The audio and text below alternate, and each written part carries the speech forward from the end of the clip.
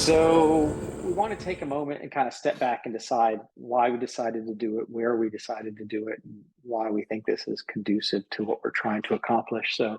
Um, and part of it is maybe defensive on my part because we had this, optional canoe trip on the first day. We're at a rustic camp with a private lake. The meals are being prepared by a literal French chef. His name's Um, Ratatouille, isn't it? I think.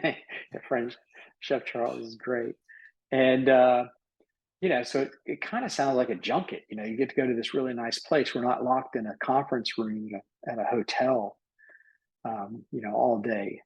But the themes that we discuss, the ideas of being mindful and present and curious and having empathy and a sense of purpose, and why all these are important to good leadership.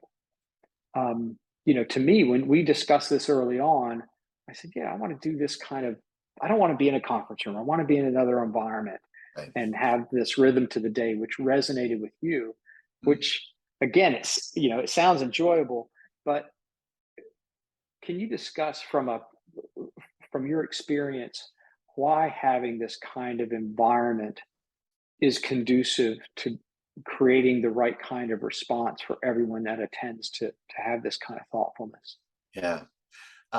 There's a reason why we call it the Unconference, right? Right, I right, mean, to right. me, at this point in my life, a junket is flying to some city, sleeping through or not going to sessions, and having three Mm, martinis with your friends at dinner, rinse, repeat.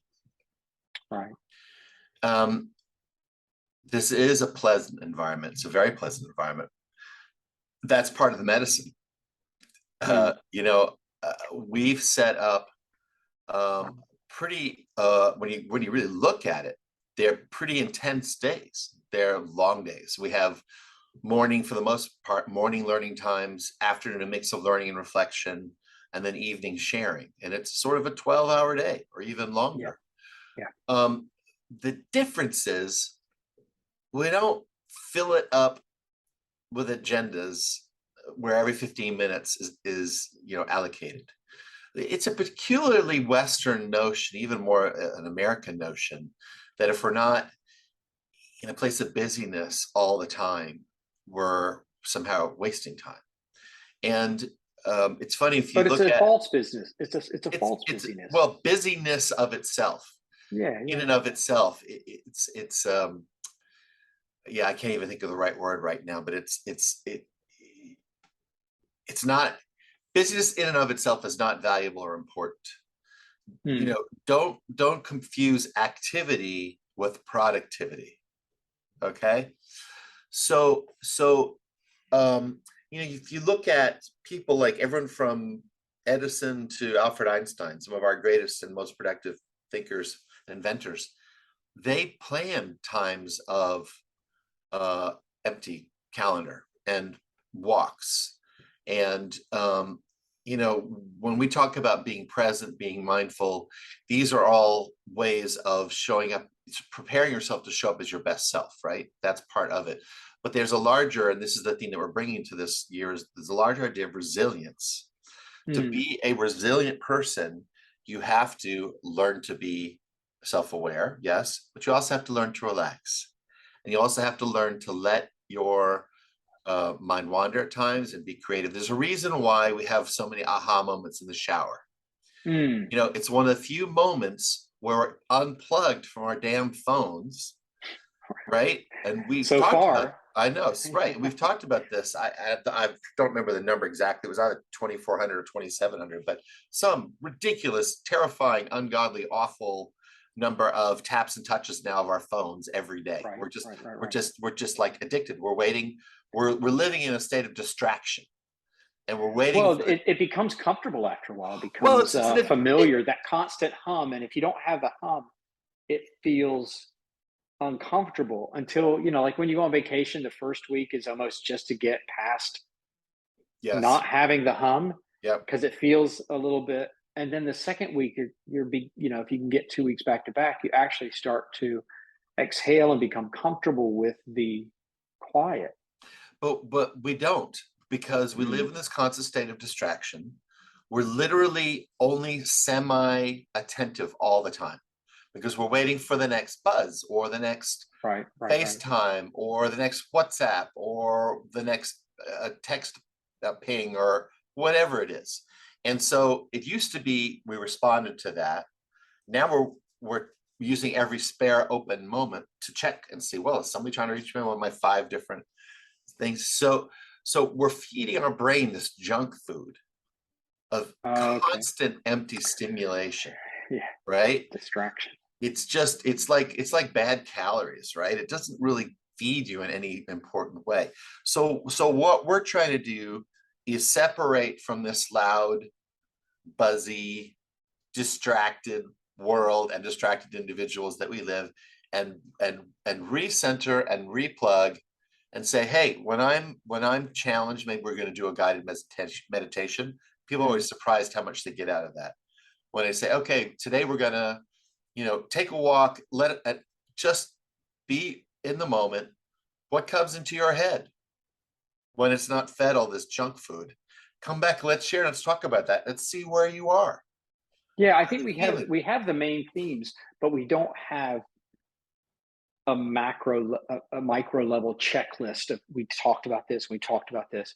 We meet, we have breakfast together in the morning, we meet for the morning time, and then we have lunch together. In the afternoon is open, and people use that to take a paddleboard or a kayak out on the lake. They take a walk. Um, as you say, just be alone with your thoughts. People get together and we just sort of find a spot and start discussing what we discussed that morning, and sort of, reflecting on it. And then in the evening, we come back after dinner and share. As you said, it's 8 a.m. to 10 o'clock at night. It's a long day, but we're also alcohol free. We don't have there's no alcohol during this kind of Right. unconference. And I find that I don't feel exhausted the next morning because I haven't stayed up too late. I haven't had anything to drink, and I just wake up the next day kind of at 5 a.m. and I go for a walk. It's intended to be cleansing as part of it, and that's part Mm, of building resilience is resetting, cleansing, charging our batteries, finding that personal time, but also finding the time to share. I mean, let's be honest, people share very deeply at this conference, oh yeah, both yeah, in the group and individually. And we do issue some pretty big challenges. What is your purpose? What is your mm, life plan? Where are you going in your career? What's working? What's not working? How are you falling down? How can you show up as a better self? How can you be a better leader? What's your emotional intelligence quotient? Do you know how to support your team? Do you know how to get the best out of them? These are all things that we bring to the table. And I really believe that those themes plus this environment help people become their best selves and yeah, be the best leader they can be. yeah. That's and that was, and it still is my struggle, as being sort of a technical guru. Yeah. The satisfaction of knowing which button to push to get the Yep. desired result does not translate to dealing with the ups and downs and the personalities, and being patient and not letting your mind race to, oh, how is this going to affect me, and how is it going to affect the company, and but actively listening, as you call to it. And so that's, yeah, I think that's why I enjoy having this quiet space that we do this, and we're not flying to a 4 or 5 star hotel, but at the same time, it does feel indulgent, but it's also the way to do it if you're going to be effective and if you're going to have the right mindset And you and afterwards. I wrestle with this.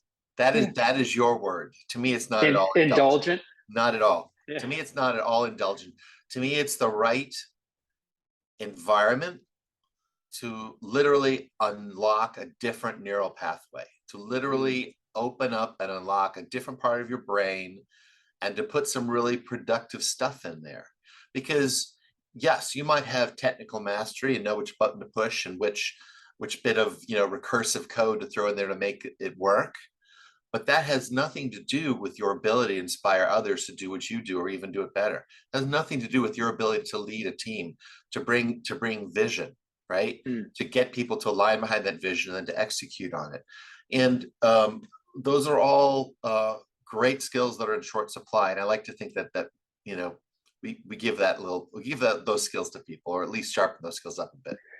So it sounds like from the way you're describing it, that doing this in a conference room at a hotel is actually not a productive way to get I would together. argue that it's less productive. It can certainly Okay. be productive, Right, but right, right. I think that what makes this unconference work is the combination of material and input and things to think about, and the environment that really allows it to perk. Really, that Mm, really allows you to think on it, and to walk around outside the lodge and bump into somebody and say, I really struggled with writing my personal plan. Like what do you think? I'm stuck with this idea of where am I? I'm not really sure where I'm headed. What do you think? And mm. and and we when you share at a deeper level and you have time to reflect on those questions, you can have some really big breakthroughs. You really can. Okay. Well, when we were chatting before this, I mentioned the word serendipity, and I not having a micro checklist allows for the serendipity where you have the Yes, aha moments. right. And that seems to be what you're talking about. When you And when you just have a moment where you're yep, talking with someone, and all of a sudden, two people have a third idea that wouldn't have otherwise occurred. yep. And I really, one of the things I've been thinking about is that I need to start like a leadership circle incubator, just with that idea of where you get different smart people, maybe with slightly different domains, and you bring Mm, them together and you give them a chance to bounce these ideas off each other, and play off their corporate experience and see what the group can come up with that maybe the individual can't. So that's part of what can happen at places like this. right. It's not a committee. No, It's no, something else. no, Yeah. It's no. It's yeah, it's a trusted thought partners is what it is. yeah, yeah, yeah. Oh, Randy, thank you very much. Hey, man, thank you. I'm looking All forward to it. right. On the menu, it has chocolate chip cookies. I would So hope thanks for so, because I wouldn't come without that. that. I'd boycott. Otherwise, all right, buddy. We're 7 weeks out as of this week. Yep. So look forward to seeing you in Florida. Thank Thanks, you, man. man. Cheers. Bye.